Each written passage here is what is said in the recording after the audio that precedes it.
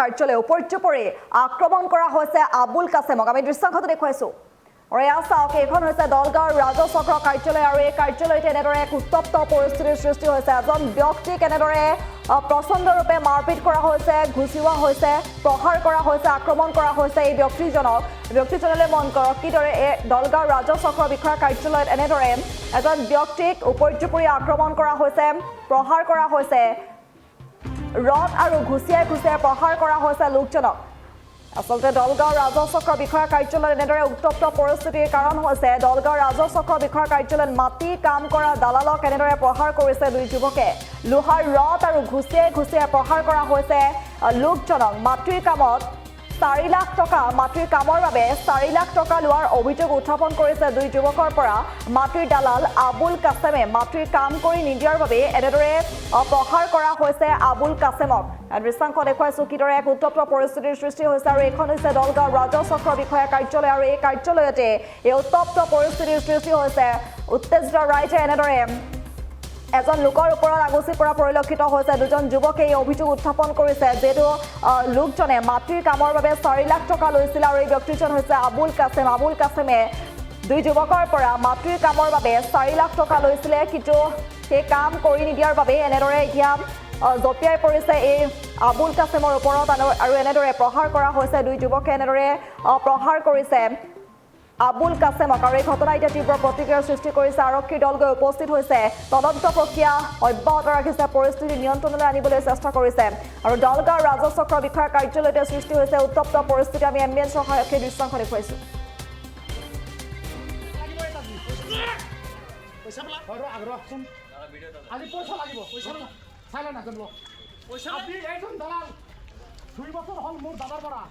চাৰি লাখ টকা লৈছে, আপোনালোকে চিগাৰেট তোলক, ইয়াৰ পৰা চিগাৰেট তোলক, কাম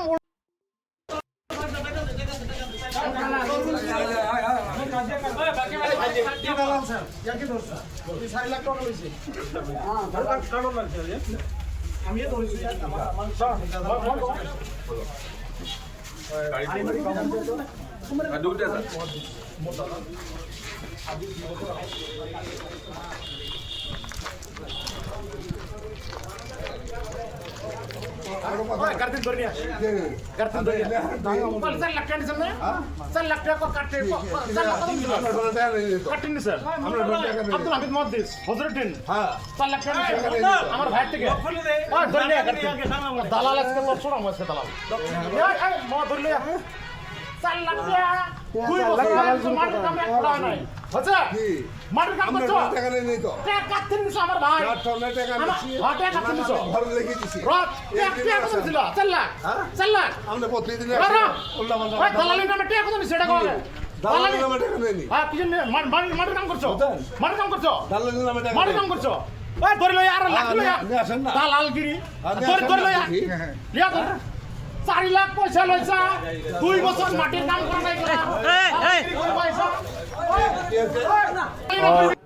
দলগাঁও সমষ্টিৰ আৰিমাৰী গাঁও পঞ্চায়তৰ আৰিমাৰী গাঁৱৰ আব্দুল হামিদ মহাদ্দিছ নামে মোৰ দাদা এজনৰ পৰা আজি 3 বছৰ হ'ল।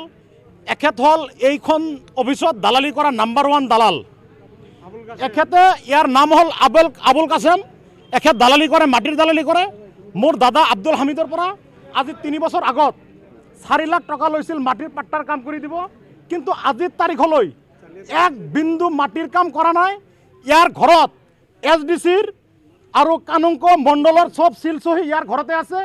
সি নিজে ডিচিৰো আছে, সি নিজে ভুৱা চিলচহী মাৰি মানুহৰ পৰা পইচা আত্মসাৎ কৰে, কেতিয়াও কোনো মাটিৰ কাম নকৰে। তেতিয়া দাদা আমাক লগত লৈ ইয়াৰ ঘৰত যোৱা হৈছিল।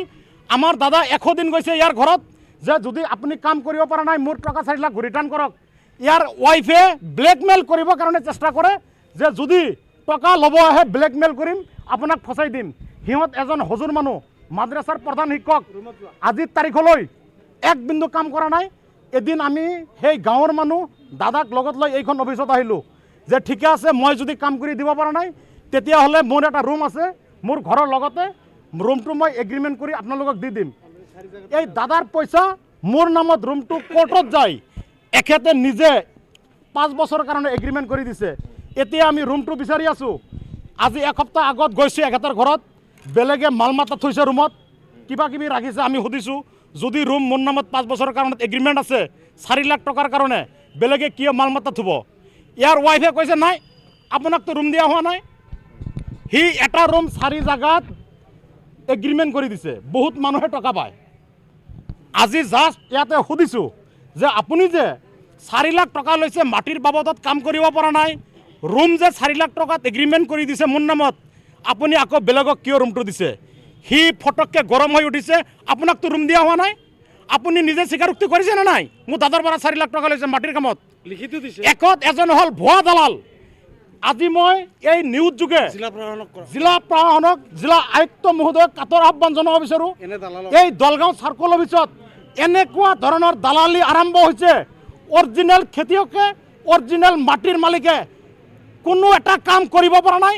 কাৰো কাম নহয় দালাল নোহোৱাকৈ কোনো কাম নহয় এই দালালৰ দপদপনি এই দলগাঁও সমষ্টিৰ চাৰ্কল অফিচত এনেকুৱা দালালি চলিছে দিনে ৰাতিয়ে খেতিয়কে মাটিৰ মালিকে কান্দা কাটি কৰি আছে কেতিয়াও কাম নহয় দালাল নোহোৱাকৈ কাম নহয় আজি মই আপোনালোকৰ জৰিয়তে কাটৰ আহ্বান জনাব বিচাৰোঁ দলগাঁও সমষ্টিৰ বিধায়ক আলহাজ মুজিবুৰ ৰহমান চাহাব আপোনাকো কাটৰ আহ্বান জনাব বিচাৰোঁ আৰু দৰং আয়ুক্ত মহোদয় জিলা প্ৰশাসনক কাটৰ আহ্বান জনাব বিচাৰিছোঁ এইজন ভুৱা দালালক এতিয়া এই অফিচৰ পৰা কৰায়ত্ব কৰিব লাগে আৰু আমাৰ চাৰ্কল অফিচাৰক আমি কাটৰ আহ্বান জনাইছোঁ অফিচৰ পৰাই এই ভুৱা দালালৰ নামত আমাৰ চাৰ্কল অফিচাৰ নিজে পোৱাকৈ এফআইআৰ লিখি দলগাঁও থানাত এফআইআৰ দি এইজন দালালক এতিয়াই কৰায়ত্ব কৰি জেল হাউচলৈ প্ৰেৰণ কৰিব লাগে যিকোনো খবৰৰ বাবে যোগাযোগ কৰক 7099017330 লগতে 7099017110